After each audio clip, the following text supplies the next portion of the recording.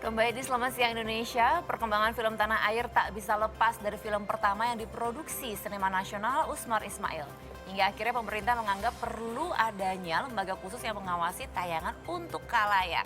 Nah, pertanyaannya nih untuk Pak Nasrullah, boleh cerita Ya, singkat nggak Pak? Bagaimana peran Usmar Ismail ini membuat tonggak perfilman nasional hingga terbentuknya LSF? ya, bagi kami Pak Usmar Ismail itu bapak perfilman nasional ya. Beliau itu di tahun 1950 telah memulai memproduksi film gitu kan. Yang terkenal itu juga. Sebetulnya ya film sudah lama ditonton oleh masyarakat Indonesia. Di Tanah Abang aja kan ada bioskop yang umurnya dari tahun 1900-an itu. Artinya film-film dulu memang kepentingannya ya itu untuk hiburan, kemudian juga secara politis juga hanya orang-orang yang bisa menonton itu tertentu gitu kan. Kemudian dulu juga film pernah ditayang Lutung Kasarung dulu, tapi krunya dan pembuatnya juga bukan orang Indonesia. Pak Usmar Ismail bagi bagi kami itu ya tonggak sejarah bapak perfilman nasional.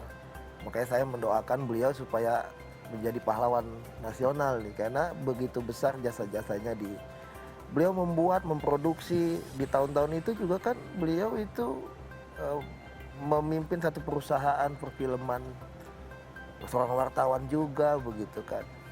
Maka bagi kami ini Pak Usmar Ismail ini mengilhami banyak orang itu.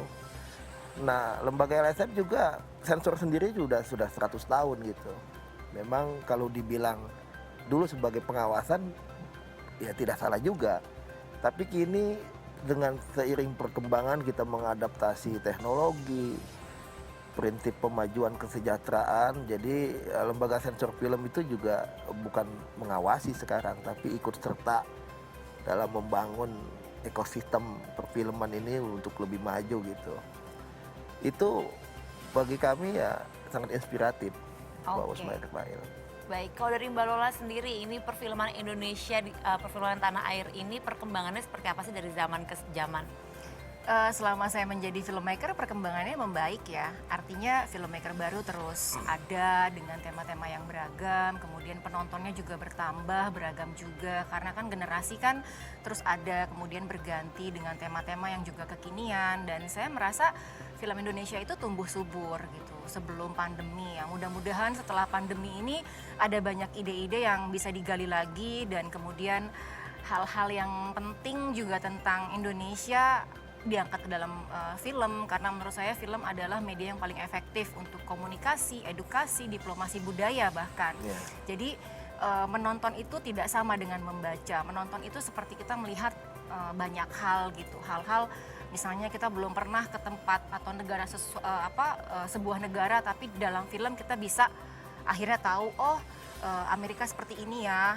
Kemudian, saya belum pernah ke Sumba, tapi Sumba tuh seperti ini ya. Itu ada banyak hal-hal yang positif gitu untuk tahu banyak hal. Jadi benar-benar bisa memainkan imajinasi penonton ya. Betul. Oke, Pak Nasrullah nih, Ya. perkembangan teknologi ini nyata ya, apalagi sekarang kan musim pandemi seperti ini. Membuat siapapun kini bisa berkarya termasuk film ya kan Pak. Nah, tapi kalau dari LSF sendiri nih, bagaimana mengawasi film-film lokal yang ditayangkan tanpa melalui LSF terlebih dahulu? Iya, saya tegaskan di sini ya bahwa LSF itu bukan lembaga pengawasan, bukan. Jadi seiring dengan perkembangan teknologi, membuat banyak orang membuat karya, itu kita dukung terus supaya ini terus maju, berkembang gitu. Nanti pada gilirannya mereka akan sejahtera dirinya, bangsa dan negara gitu. Nah, LSF ini hanya membantu para membuat film ini supaya filmnya itu bisa ditonton, filmnya itu tidak dipermasalahkan orang, nah, begitu sebetulnya. Nah, soal bagaimana mereka tayang kemudian tidak disensorkan, ya kami akan terus memberi himbauan kepada mereka untuk menyensor. Karena setiap tayangan yang ditayangkan di masyarakat atau khalayak umum itu memang wajib memiliki surat tanda lulus sensor. Intinya apa? Sebagai perlindungan hukum. Jadi mereka diakui, mereka sangat aman menyiarkannya, bisa dinikmati dan eh, termasuk orang tua mungkin nggak terlalu khawatir bahwa oh film ini sudah oke deh, aman gitu. Jadi LSF bukan lembaga pengawasan, apalagi menyangsi ya Mbak, nggak ada. Kami hanya menghimbau, ayo yang ingin ditayang ya kita teliti, kita kaji sama-sama dan agar film ini membawa dampak positif bagi kesejahteraan dia, bagi masyarakat. Nah, itu intinya seperti Berarti itu. dari filmmaker sendiri juga harus sudah tahu batasan-batasannya begitu ya. Kalau tadi kan misalkan LSF tidak bisa menyensor, berarti dari filmmakernya harus bisa menyensor sendiri begitu Sebenarnya ya. gini, kalau dari filmmaker, kalau saya nih ya, saya tidak, saya mewakili diri saya sendiri gitu. Ketika membuat film, saya sadar sekali gitu bahwa ada batasan secara nurani gitu. Artinya kita sendiri punya nurani kan. Ini kayaknya enggak deh, ini kayaknya bisa nih. Nah kalau pada saat kita sudah menyensor sendiri tapi tetap disensor oleh LSF, nah itu kan yang perlu gitu bahwa ini secara bahasa visual dan lain-lain ini bisa tayang gitu karena maksudnya keseluruhan film kan. Kalau yang dipotong bagian penting kadang-kadang filmmaker marah gitu, maksudnya ini kok main potong-potong aja gitu, ini gimana jadi hilang dong ceritanya. Nah dibutuhkanlah dialog atau mediasi tersebut gitu sampai ada titik kesepakatan kedua belah pihak pastinya untuk supaya film juga bisa tayang. Nah kadang-kadang di dalam dialog itu ada hal-hal yang kenapa ini nggak boleh, secara filmmaker mungkin berhak untuk bertanya, tapi ada jawaban-jawaban yang kadang-kadang loh nanti kalau anak saya lihat gimana, kok ukurannya anaknya gitu, nanti kalau cucu saya lihat gimana.